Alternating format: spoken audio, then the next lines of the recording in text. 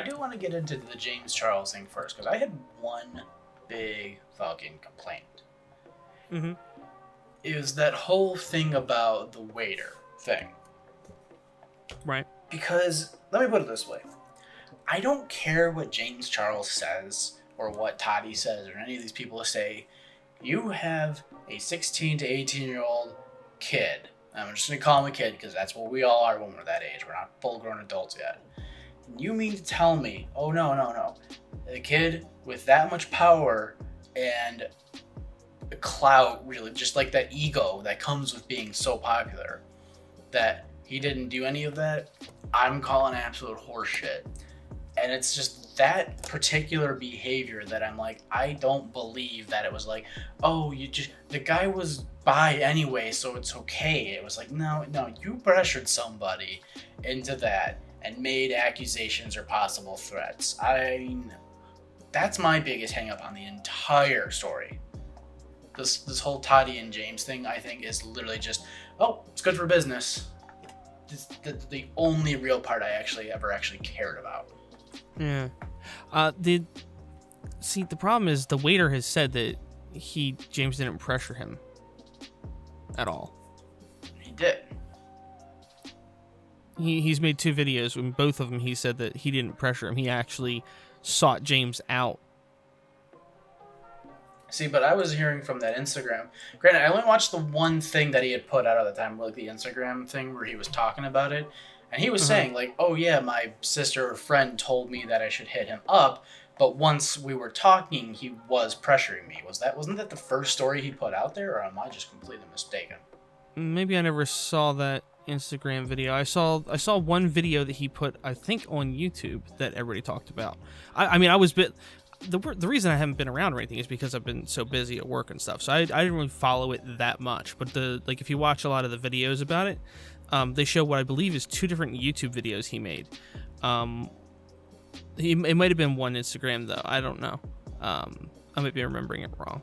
But in all the DMs and stuff they showed, he wasn't being very pressuring. He might have been flirting, maybe aggressively, but it wasn't. There was nothing like overt in there, like too sexual or too aggressive or anything like that. And the problem I have with the one statement that everybody was pissed off about was the one where supposedly he said, "Oh, you're not straight," but that was during the conversation where that he was telling him he thinks he's straight, and then that was right before he went to Twitter and posted his like, why do I always get hurt? Why do I pick the guys that'll hurt me? Yeah. I mean, the problem with that is that in context with him immediately going to Twitter and putting that little complaint out there makes the, oh, you're not straight sound more like, oh, you're not straight, are you? Not him telling him he's not straight, but that's the narrative everybody ran with. I mean, I could lend that credence, yeah, it could give that impression, but the words that Toddy specifically used was for another time, yet again, like multiple times.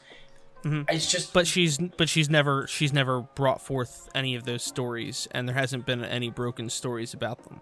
No, I know that, but when you see Jeffree Star coming out and also making that mention, like with the whole mechanic or whatever that guy situation was. Mm-hmm. Star also tried to make James sound like the bad guy because he aggressively pursues people. But Jeffree Star has made at least one video talking about his interest in straight men, and there's footage of Jeffree actually sexually assaulting someone. No, I that's the only problem that I mean you're gonna say it. I have a problem with that side of the gay community, is that it's totally a fetishized thing. Like, Don't get me wrong, I've had multiple gay friends, but that's pretty a consistent thing with people.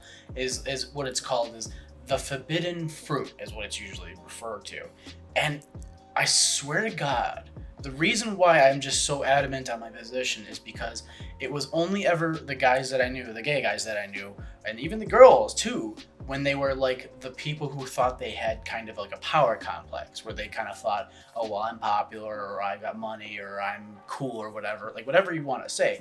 It was a power thing. And that's why I'm so unrelenting in that position, because I've seen it before. And I hate it, because it's like, you are the bad representation of people who are phenomenal. Like, it's really a dangerous mindset to sit there and go, oh man, I can pressure people that might be questioning themselves into doing things. People get really psychologically fucked up from that. So when I see the crowd of that James Charles hangs out with, aka Jeffree Star, I'm like, I've got a lot of red flags up in there. Mm-hmm. See, my only real issue with the whole thing, because I mean, like, my problem is that people like jumped to predator accusations because of it. That doesn't make him a predator because he's flirting aggressively. Yeah, that doesn't make him a predator. That's my only real issue. Like, I could care less. Oh yeah. How many people are flirting aggressively? My wife flirted with me aggressively when we were dating. Yeah. I like that's not harassment unless you have a problem with it and they continue. Yeah, but it's apparently he has. But here's the problem. Apparently James has stopped when people told him it was too much. When the person themselves told him it was too much. If somebody on the sidelines of what's going on says it, maybe he doesn't react that same way. Like, okay, yeah, I'll stop because you said so, instead of asking them if it's okay if I continue pursuing them this way. Yeah, like I don't. We saw from the text that was kind of the case. Yeah. Yeah, and that's my problem with this whole thing is everybody keeps running with like, it's bad because he pursued a straight guy. That it makes sense that he would. Gay guys are into guys, right? They're not into women. So if you're a gay guy and you're hanging out with guys, right? But they're guys that wear makeup, have long hair, and make themselves up to look like what people think of typically as a woman, like James and Jeffree do, then of course you're going to look at regular straight guys. Yeah. Because you're used to gay guys looking like women. No, and what was your opinion on the Tinder thing? That one I found odd. That one, I don't know. I mean, I don't know if there's a gay option in Tinder. I've never used Tinder. I think there is. I think it's not. Here's the thing: a lot of people I saw acting like it was the equivalent of catfishing, but it's still his picture and his name and everything. So he might be gaming the system a little bit by putting himself in front of straight men.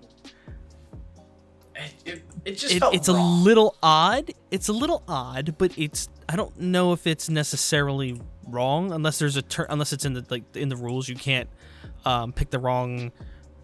No, you probably couldn't even do that, because if you did, there would be issues with like the trans community and stuff. What do you mean in that regard? Well, people that are trans that are going to be on the platform, if they're originally on there if they are transitioning as they're on the platform, they're going to physically appear as a male or a female and be transitioning. You know what I mean? Like, their pictures are going to show them as one thing, but they identify as the other, which means they would want to identify as the other. And if Tinder wasn't allowing people to do that, there would be a firestorm about it, right? Yeah. So realistically, there's probably not a rule against filling yourself out as the opposite gender or whatever. Yeah, I mean, I don't think anyone would necessarily say there would be like a rule, because everything in that regard would be so great. But like, what I don't understand is, number one, why is there verified profiles? That felt so odd to see. I was like, oh, they verified people there? Okay. Yeah, that was really weird to me. At first I thought it was a joke because of that, but I saw the first person I saw post it was also anything for views. So Chad post that, you're like, oh, okay, it's a joke. But then somebody else corroborated. I can't remember who it was, but they're a little bit more serious person in a way. Like, they weren't known for being like a massive troll that would go that far. Yeah, I mean, I feel like whenever anything for views, when Chad posts anything, it's like, I cannot tell if you're pissed or if you're just putting on the troll face. I can't tell. I have to really selectively scroll past. Whenever I see his name somewhere, I'm like, okay, I can't. I gotta look really carefully at this. Scroll down slow so I know his junk is not in this picture. I mean, how many times has he had a nude leak on his own Twitter page? Like 3, 4. Come on, I remember that's fucking. I remember great. I love. There's that. one where he's getting dressed, where he's like in a store or something, unzips and whips it out. Then there's another one where he's just standing there for some reason. I can't even remember where he was, completely nude. And then there's another one I remember seeing where he's running around next to a pool. So it's 3 that I can think of off the top of my head. No, I don't understand why he stopped doing that whole like naked game guy cosplaying shit. That was the fucking best. It was fucking hysterical. Cause like you get your guy cosplayers, but they're all fucking super buff model dudes, and it's like, who cares? But then you see Chad half naked with a fucking like Santa pantyhose set on. It's like, come on, that's amazing. Oh god, yeah. No, I am tired of seeing Chad's balls though too, and I gotta fucking talk to the guy, and I gotta be like, yeah, I know what your balls and dick look like, dude. It's great. Yeah, it's not exactly the best way to picture somebody. I mean, fucking owns it though. I really appreciate when people own shit. I don't care what it is anymore. I am so sick of people apologizing. It's like, dude, I don't care if it's you think you messed up or you did mess up. Own it. Just fucking own it. Yeah. Oh man. But speaking of owning things, what do you think of Tfue and FaZe? Have you paid attention to this at all? Let's start with that. I watched PewDiePie's video about it. That's it. I still haven't seen Other than that, I don't follow either. I don't follow FaZe or anything at all, so I really could, for the most part, I could care less. And especially, like, I even posted on Twitter today, oh, boo-hoo, it's millionaires complaining over who's going to make more money. I can very much relate and sympathize. So, I actually kind of like that you said that, because I didn't think about that. I'm like, yeah, that's actually pretty true. It's fucking hysterical. I mean, I get why people are interested, though. To be clear, I get why people are interested. But it just doesn't ring a bell for me. It is. Because I want to present the one hot take that I really haven't heard from anyone else. I'm going to be the one fucking person to say it. Who the fuck was Tfue before he got recruited into FaZe? Was it PewDiePie that said that? Somebody I heard say that, actually. They were talking about that, yeah.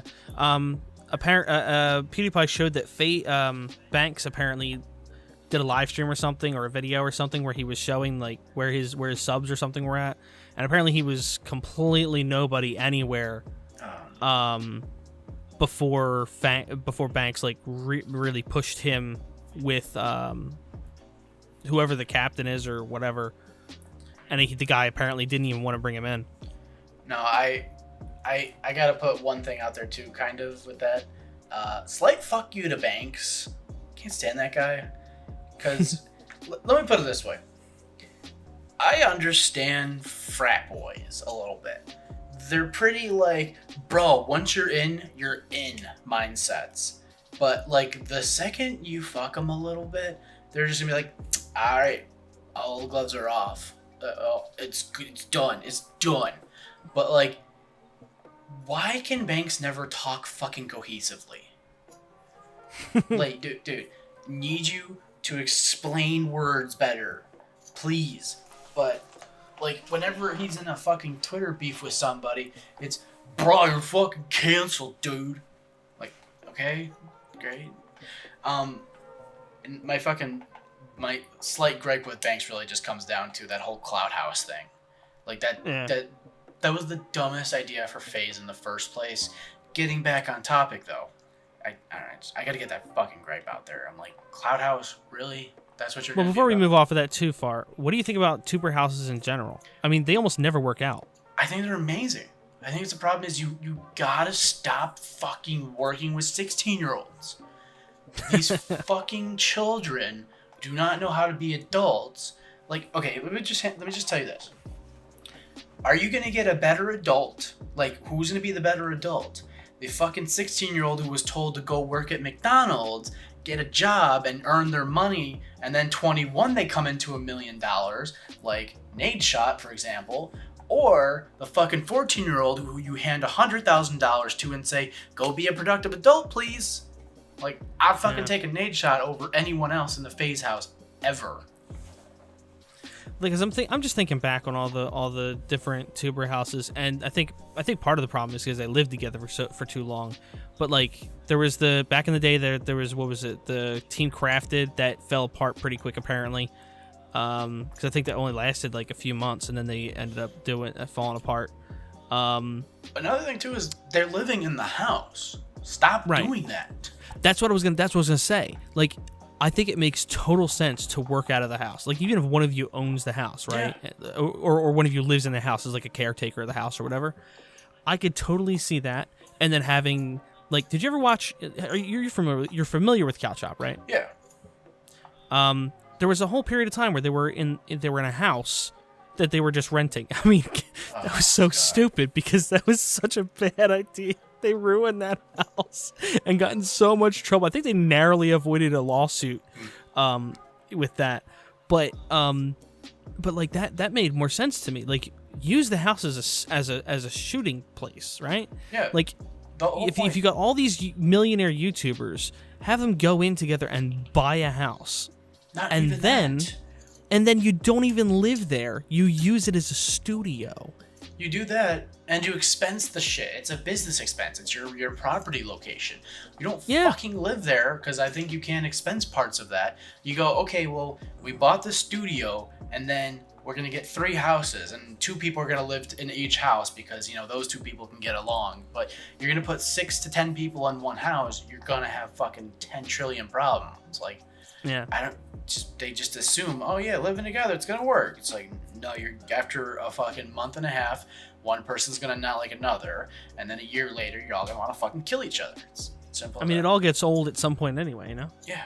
I mean, there's very few people I can think of, especially on YouTube, very few teams that have been able to stay together as long as they have, and none of them live together unless they're a married couple or something. And even then, look at like freaking Shay Carl. I think the only one I've ever seen, like a streamer house-wise, that's worked is the like World of Warcraft guys and then the Diablo 3 guys. There was Well, that's because they get stuck on one thing forever. But it's adults. That's why it's like that's why. That was just a joke because they're playing really, really old games. Oh, I missed it. No, but that makes sense. Yeah, because they're older and they're a little more mature and they can work through their problems a little bit more, less hot-headed and all that. Yeah, I mean that makes sense. But going back, I do want to say I'm like Tfue was a nobody before he got that phase shot out. So now he wants to renegotiate the contract, but because he signed the dotted line, he's gonna throw everything he possibly can into the lawsuit. I guarantee you, I would put $1 million on it right now that Tfue doesn't give a shit about 90% of the things he put in, like in the lawsuit. He's just like, I just want out of this contract, but because I signed it, I can't get out of the contract. Much like me. Yeah, and he's already started backtracking. But much like me and every other creator who was in that machinima contract, we all just wanted out. So when we were trying to get out of that contract, we will throw every tiny little excuse we could. And the common one for us was like, oh, I signed it when I was 16, so you have to let me out, bitch. Yeah. I remember Cool Dude had a major fight with that. That was huge on him. He was wrecked from that. At the end of the day, though, we signed the paper. And I'm like, I bared that responsibility. I was perfectly fine with that. When it came time, like when I was actually realizing, oh, hey, these guys are a little restrictive and they're fucking really bad at corporate practices, I tried to have civil discussion about leaving, but I signed the dotted line at the end of the day. Yeah, I mean, if it kind of brings back that old saying, if you can't do the time, don't do the crime. I mean, if you know there's going to be a problem, if something smells fishy, don't just eat it. Look at it first. Okay, yeah, just read your fucking contract and understand the terms. Like, yeah. I think that contract that Tfue originally got at what he was at, perfectly fine. Made sense. But when you realized, oh shit, I'm starting to become popular, this negotiation should have happened way sooner. Way sooner. Well, I've heard he's only been with them for like a year. Yeah. So maybe he was. I mean, if it had been a full year, I could see a negotiation. If it hadn't been a year yet, I could see why maybe he's like, all right, I'm gonna try and get out of it now. Which that would make sense because he might have been worried about like coming up to a year and then like them like, all right, well, we didn't take all of this from you when we could have, so we're gonna take it back from you. That's usually what he's concerned about, at least from what he's saying. But who knows if it's legitimately actual concern or if he's just using it as an excuse to start trouble. No, I think yeah, you're kind of right in that regard because like I said, I'm like that lawsuit is just basically let me throw every accusation I can to force them to let me out, kind of Yeah. mindset. I don't think it was clean. I think it was just dirty ass tactics to just be like do whatever I can to get the fuck out, so I have to get the good rate. And also, how the fuck are you FaZe Clan and you only negotiate 60 grand worth of deals off that dude? How the fuck? Like I very loosely am associated to Banks through Baited. Just like one interaction. Like that was it. Mm-hmm. And that dude had the confidence of just being like, yo, we gotta get some sponsors, we gotta get some brand deals, we're gonna get this shit on some six figures. Like he had that confidence for Baited podcast. How the fuck does he not have that for somebody like Tfue? I mean, maybe he did, but see, I don't know. I don't know because I kind of part of me thinks that now granted like I said I don't really know anything about Banks. I haven't followed him. I don't know much at all about it. But part of me thinks that if it was me in that situation, if I was going to try and play some kind of shady game a little bit, or even if I wasn't trying to be shady, I think at this point really if I was in that situation at all, I probably would have played it safe the first year. So he does whatever he wants to do. And then the second year, I would have like changed things up a little bit. Not necessarily like, well, I'm gonna start taking more money from you or whatever, but like started getting more involved in what he's doing or whatever, you know. Well, I think for the most part though, he's so big, he's getting $1 million offers probably weekly. And if you have a team that's supposed to be doing that for you and they're not doing it for you, you're gonna get a little pissed off. I don't think that's unreasonable. So yeah, no, that's one thing. That's one thing that surprises me is that if he got a sponsorship himself, the FaZe would get a cut of it instead of what normally happens. I think is where like they have to go through your representation for your representation to get paid. Yeah, exactly. But man, I feel like dirty being like 80%. Even if it was FaZe taking 20%, like Ricky was trying to fucking claim, I'm just like, you got to be kidding me. You're gonna take. Yeah. We'll just make a rounded number percent. We'll be nice here. You're gonna get $1 million from a deal and tell me you deserve $300,000 from that your organization. Get the fuck off his dick, you psychopath. Yeah, and I kind of wonder to an extent if how many of the FaZe members have a similar contract and how it's been implemented on them. Like I kind of wonder if the more you make, the less they take, in a way, because I almost wonder if it's like that's just how they kind of get their dues for being in the group, rather than actually how the clan itself makes a profit. Because I don't know how much the group would need just to exist, you know. But that's the thing, is not much, because here's what happens.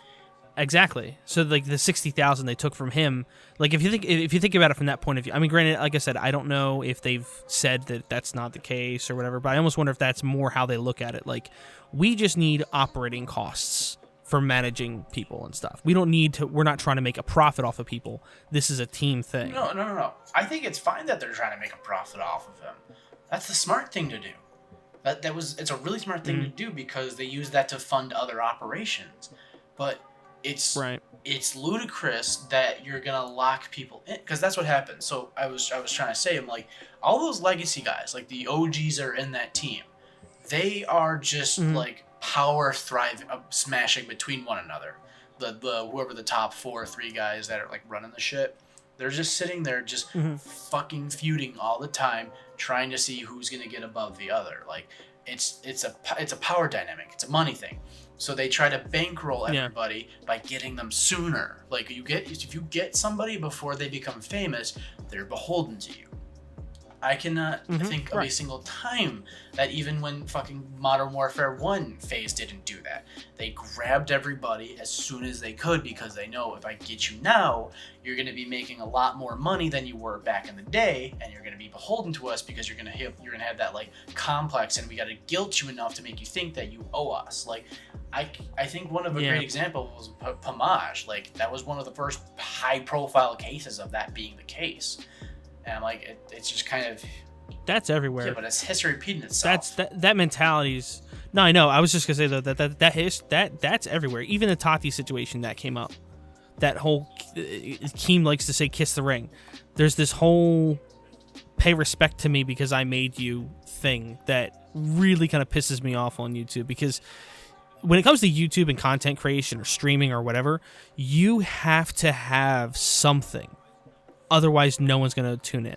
So a shout out or becoming part of a team or whatever doesn't mean jack in terms of your longevity. If you are going to succeed and stay successful, just being part of a team isn't going to keep you there. No, it's meant to give you the boost. But no, I know, but I just mean like when people try and hold it over each other's heads like that. That's what pisses me off. Like I don't think it's somebody trying like to with hold Keem. it over your head. Keem's... I think what it is it's people going... No, I'm saying it comes out of the back pocket when it's beneficial to them. Like Toddy and Keem both have done it in the past. Toddy did it to James recently, and Keem does it all the time with Kavos and all these other people because he mentioned them. Their success was all thanks to him, even though their skill and talent had to be present to retain that success. No, I'm telling you, like that's not the case entirely. It's like that is a factor, but what it is that. Okay, let's just say I give you like $1,000 and I say, hey, I need you to pay me back with interest. Just with interest, like 2%, something stupid like that. And you pay me back $1,000. Well, I got my money back, but you didn't honor what we kind of agreed upon.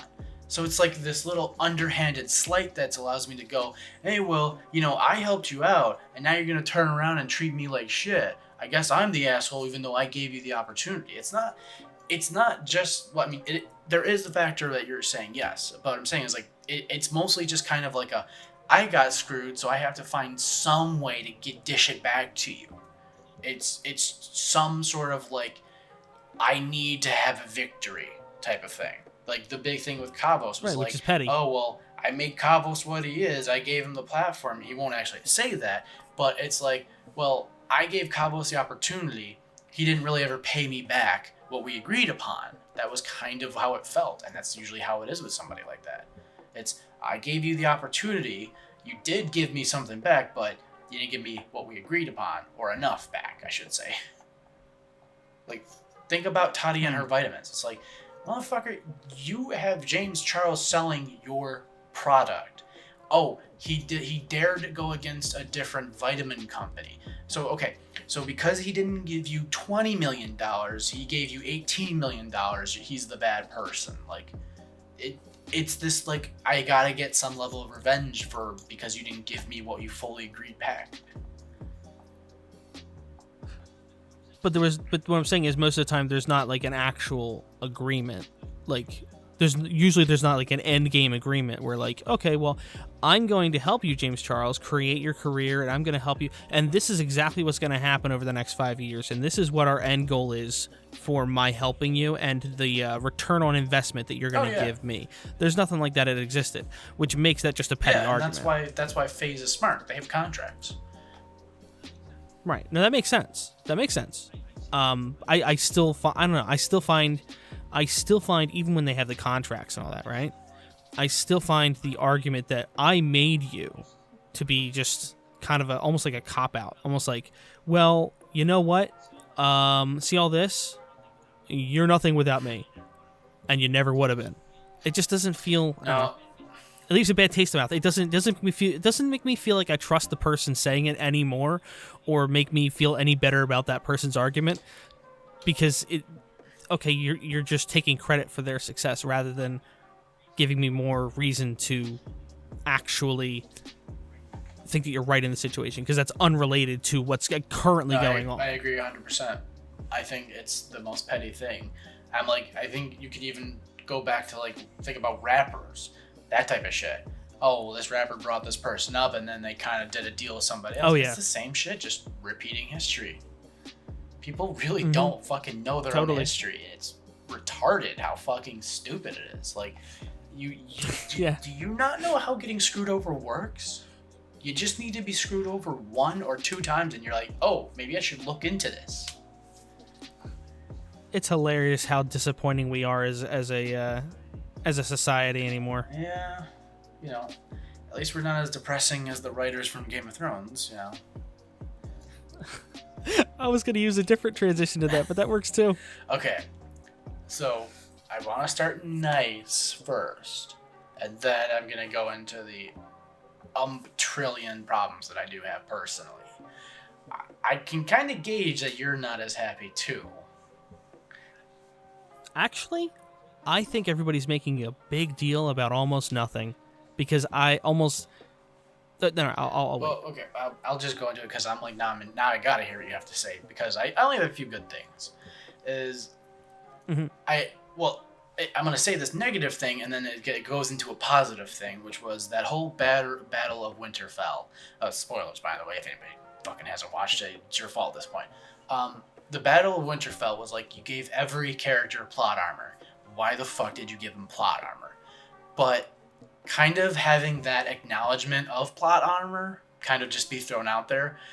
I was actually kind of walking away from the season happy that everyone kind of had like a resolve. There, almost every character except a few was like, oh, okay, I kind of won at the end in some way, and I don't know. I just never felt like anybody ever wanted the goddamn show. It was nice to feel like, oh yeah, okay, some good happened, yay. But I kind of blame that on bad writing as well. Now, the obvious good thing is the cinematography was amazing, the CGI impeccable, the music was great, the character acting was decent. Now, I have one fundamental problem that I need you to hopefully explain or give me something. Where the fuck did those Dothraki come from? Them? I don't think they ever left. They just haven't really shown them because she was using the Unsullied. But no. The Battle of Winterfell. Because I'm pretty sure they showed them coming over the sea. In the Battle of Winterfell, the Dothraki charge, you saw only like a couple hundred or so Dothraki come back and be like, oh fuck, okay, we're somehow still alive. Yet when they're fucking fighting, God, I already forget the name, King's Landing, there were thousands. Where the fuck did they come from? Yeah, but they never said that all of the Dothraki actually were on that field at once. I mean, that's kind of just assumed. But it could be assumed that there was at least a portion of the Dothraki in the castle, or on the other side of the castle, maybe. Like they might not have been sure which direction the White Walkers would come from. I don't know. That's one that I heard the same thing about the Unsullied. That there were so many Unsullied that should have died, and then there was still an armada of Unsullied when they're sailing away at the end. I can give Unsullied the benefit though, because they were really well placed and well ready for the battle. So not as many of them dying made sense to me, but Dothraki was like, oh, we're gonna be the first ones to go and die, and yet there's still so many of us left. Just left that bad taste in my mouth. But I want to hear you're good. I can see that being a little odd. Okay, so here's I'm gonna basically go over all the biggest criticisms of it that I've seen. Right. First of all, I will agree that a lot of the deaths were or ends ends in general weren't satisfying. I think Bran's was good, whether people want to admit it or not. I think that was a reasonable end, and I don't think there was. I think the idea that Jon Snow was going to kill her and with no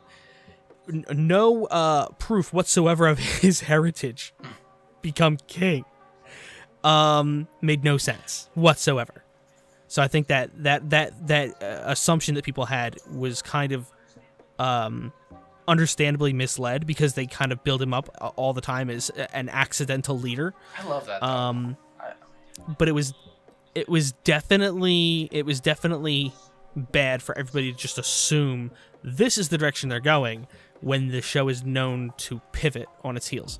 The funny thing is, a lot of people said, well, this is lazy and it was obvious writing. Everybody predicted all this stuff. No one, you can't tell me that anyone predicted Bran was going to be king, because he was practically a nobody character. Almost no one cares about Bran because Bran can't do anything. You can't tell me, and I agree with people in saying this one was badly written. I don't disagree with how it happened. I actually like it, but you can't tell me this guy's like, I'm the three-eyed raven. I don't care for things anymore. Do you want to be the Lord King? Oh my, I am losing all the names now. What's the place in the north? Do you want to Westeros? Westeros. Westeros was the name of the. Westeros might be everything. Do you want the Seven Kingdoms? The Seven Kingdoms, whatever. The North, and he goes, "Oh, I don't really want anymore. I can't be the king. I don't care for you people." And then he's like, "Oh yeah, I'm cool with being king." Like, that was so poorly written. I thought. I forgot about that part. Yeah. I was thinking of it later when they approached him being king in general. It's just that you have a whole precursor, which is the idea is that. Well, I remember hearing from somebody, because from the books was what they said, is that he kind of needs to be in the north to be the three-eyed raven. Like, he doesn't have the powers unless he has those trees. So he can't be the actual three-eyed raven. His warg powers are pretty crap because he's not using them ever, apparently. So I didn't catch that. I didn't catch that point. Yeah, well, because that was a book thing, from what the person that I listened to talked about. Yeah, like. Okay. Well, see, I mean, if that's the context, then in the show it wouldn't really necessarily have to apply. If you give him this amazing power and the entire time during the show, I'm like, what's the fucking point of the three-eyed raven? It just kind of felt like, okay, well, sure, I'm okay with. I think the idea of him being king is pretty cool, but there was no predication for that. It just came out of nowhere. And then the John thing was funny. I think it makes sense because of his demeanor. He's calm, cool, collected, and he never even speaks when it's unnecessary. I think there isn't a reason to expect it to happen, which is why I actually enjoyed the fact that, holy crap, because he's just in the background, you never really think about it. But if you think about what the way his mind works now, the fact that he exists on basically logic alone, makes sense. I think that was really well done. It came out of nowhere. I don't think anybody was really expecting Tyrion to say that. It worked. It really did. Yeah. Now, I will say that, like I said, a lot of the deaths were a major disappointment, and that's one thing I will definitely agree on. And I almost feel like that was the alternate version, because remember how they used to kill people liked, right? And I feel like this was almost the alternate version of that. The more I've thought about it since it came out. So like everybody's been waiting for this build up where you're gonna finally see Cersei and Cersei die. Everybody hates her, wants her dead so much, and then when you finally get to see her die, like everybody hates watching all these other people die, and we're finally gonna get our revenge and watch her die, and you get to watch nothing happened. You get to watch the most simple death that has happened in the entire show that I can think of. So I get why people were frustrated with that one, and I agree that was definitely the wrong choice. That was definitely a letdown. Huge letdown. I think giving them that little Jaime Cersei moment was appropriate, but are you kind of because this was kind of the impression I got, and I'm not really sure if this is what you mean. Did you mean you wanted to see somebody kill Cersei, or it was just just the bricks falling was not satisfying enough? Exactly, that's exactly what it is, because it felt like she had a peaceful death. She got to go out in the arms of the man that she loved, and fairly quick and painless, because an entire building fell on her. So the problem I have with that is that there was so much built up against her, right? And now no one even knows she's dead except for Tyrion, because Tyrion finds them deliberately. So that there's a couple issues like that were unsatisfying. There was a couple deaths in the Winterfell battle that were they didn't live up to the hype. The Night King especially. As much as I loved how that played out, right? I love the fact that Arya is the one that does it, and I love how she does it and all that. But it was 7 seasons of build up to that moment. Because from the very first scene of the show, you're waiting on these White Walkers to come and wreak havoc. And then you get one episode a crazy proposal of havoc, but it was way too dark too. Besides, I think damn near everybody agrees this season needed to be longer.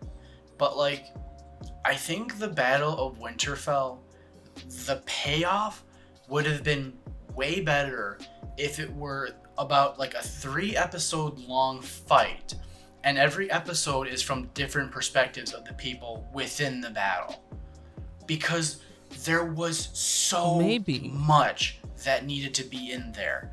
And there was not a chance in hell you could have effectively told 10 or more people's perspectives on the fight.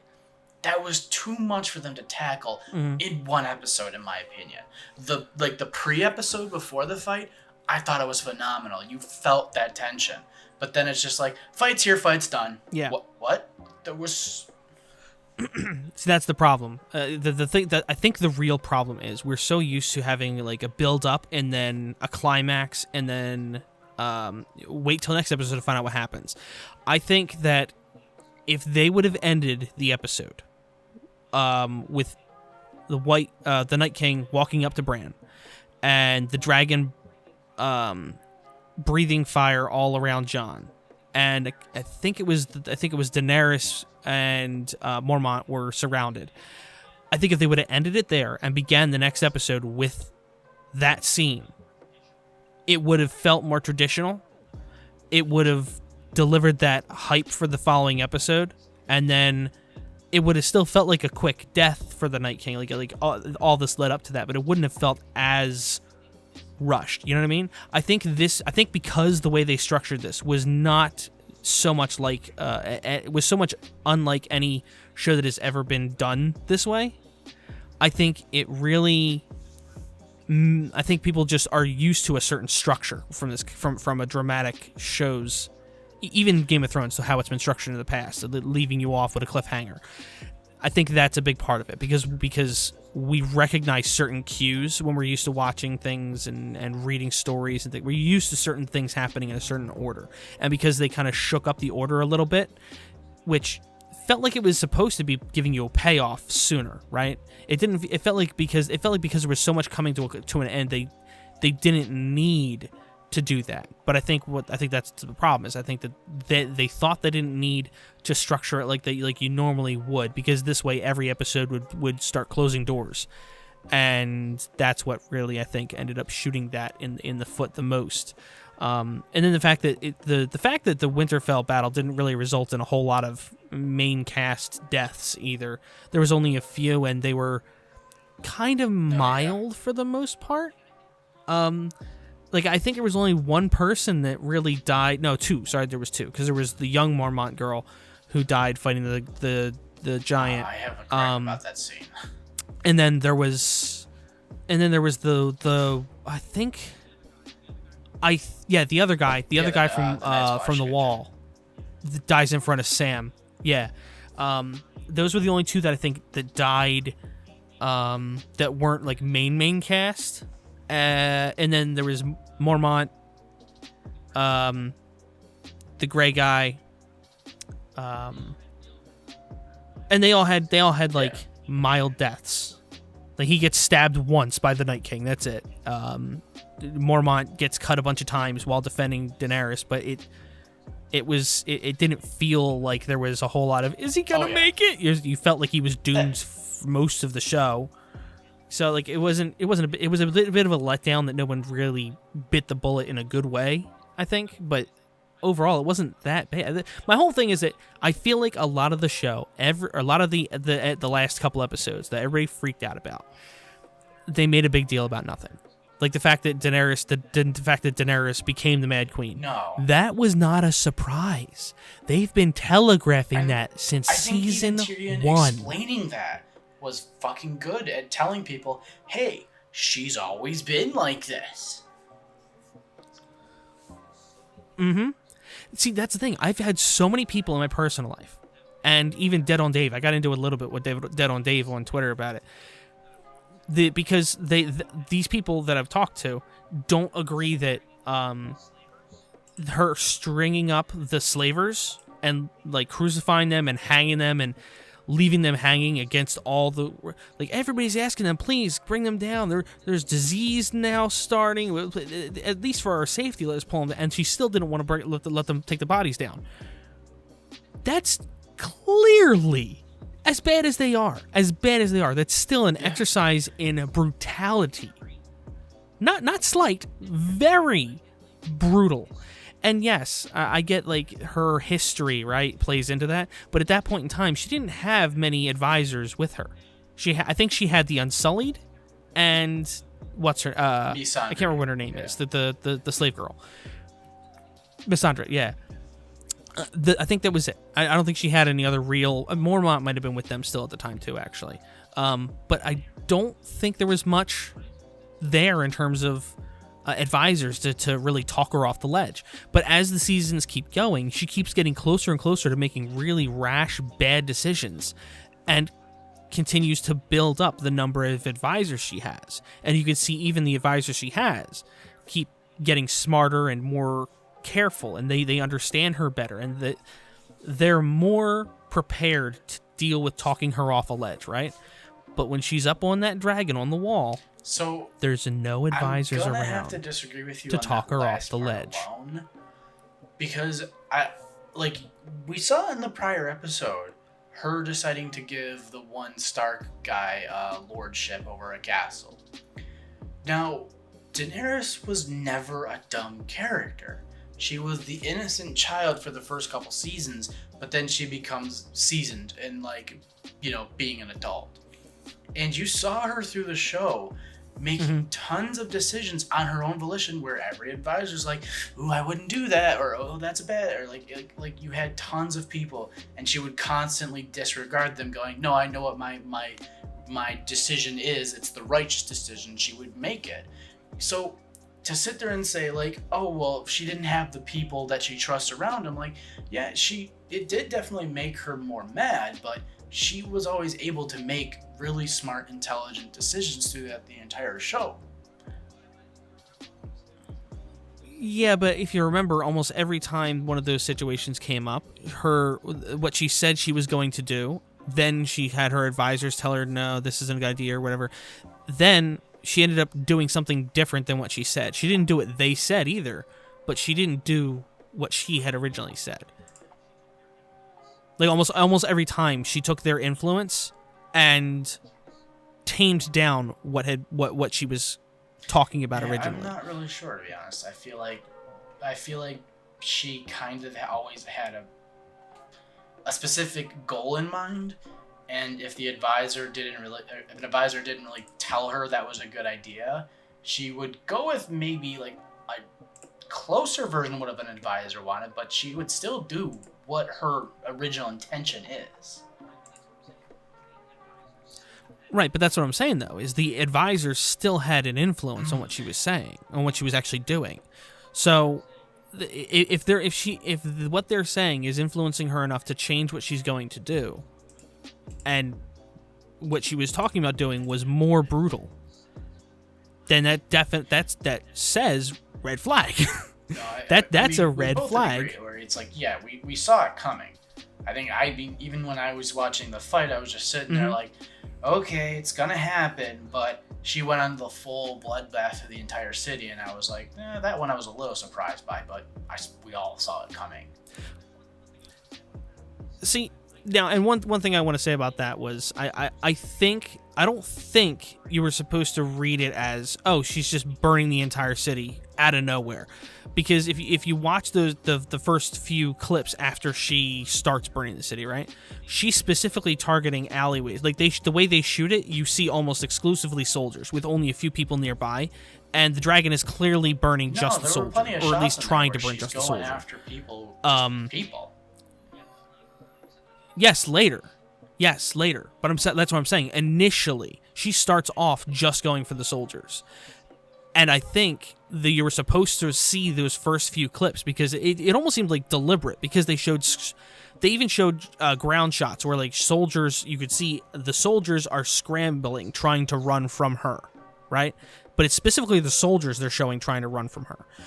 They show you from her perspective, and you see the soldiers on the ground running. But you see very few civilians. And I'm saying, again, this is in the first few seconds after... This is the first few passes she makes after the bell tower part.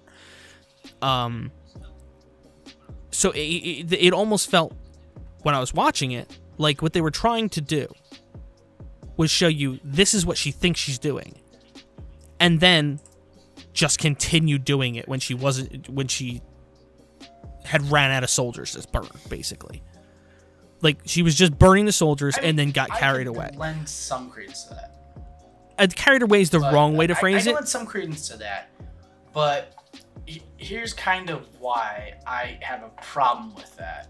From just my perspective, just me though, is that I hated the whole scene because it was non-stop.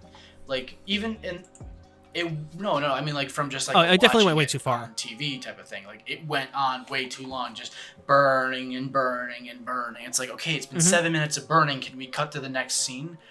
And yeah, but my thing was, that's what I meant. I totally agree with that. What you say specifically is that, so you mean to tell me in the madness that she's incurring for the 15 minutes she's up in the air just burning soldiers, she's like, yeah, this is totally right. So I've been killing soldiers. I'm going to go for the kids next. Like, it was kind of the... Well, let me finish. No, like I said, she obviously, if you watch The Dragon's Breath, it's not going to be able to just hit the soldiers. I'm just saying that it looks like what they were trying to convey is that she thinks this is what she's doing, and she's like looking at the soldiers as she's burning the soldiers, right, and not paying attention to what's going on around it. And then at some point, as she goes, it just stops being about the soldiers, and she's just full-blown mad. Like, that was... It was almost like that was, like, part of the transformation into the Mad Queen. Rather than just being a snap into the Mad Queen like everybody says it was. But, like, my problem is that there's just too much time. At no point is it just like, okay, we're done. Like, no, it just keeps going and going. And I'm like, I get the whole Mad Queen plot line, but it just kind of seemed wrong, because that just doesn't seem like her character. To just be like, hey, we're just gonna non-stop on this. We're just gonna non-stop burn every single one of them because they wronged my family or whatever thing, XYZ. It's like, her snapping makes sense. Her burning soldiers makes sense. Her tearing the castle down makes sense. Her doing it for an hour straight did not make sense. Yeah, no, I totally... That is what I'm saying. I agree that they went too far in terms of how long they took and how big a focus they put on it. She should not have been the focus of that the entire time. I actually would have preferred to see more of the soldiers and on the ground stuff that was happening, than have such a focus for so much of the episode on her flying her dragon around, burning the city. It just kind of felt like overkill and like almost like a slap in the face, because it's like this is an hour of just dragon flying. I could probably play a dragon flying simulator if I wanted to watch that. I just feel like there was a credible build up to it. That's all I'm saying. There was a credible build up to the action, and the action, I think, made more sense than people are acting like, because there's too many people that are acting like it made absolutely no sense whatsoever. There is issues with it.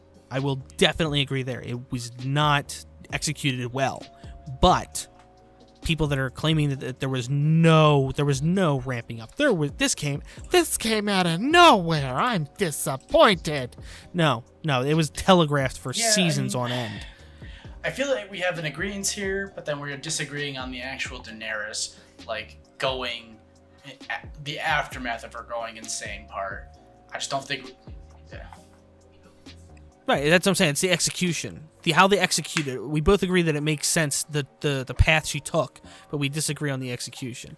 And the I'm not necessarily speaking to your point of view, because your point of view sounds a little bit more reasonable, a little more sensible.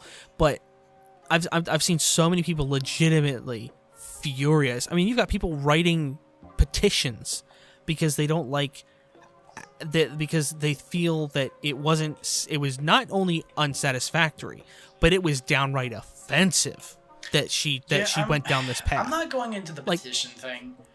I feel grow like up. that was like 1.5 million signatures. 1.4 of them are just trolls, like people who are just sitting there like, all right, let's see where this goes. Oh yeah, because it's free to subscribe. Yeah, why not? It's not free to subscribe for HBO, but it's free to sign a petition that says remake it for me, please.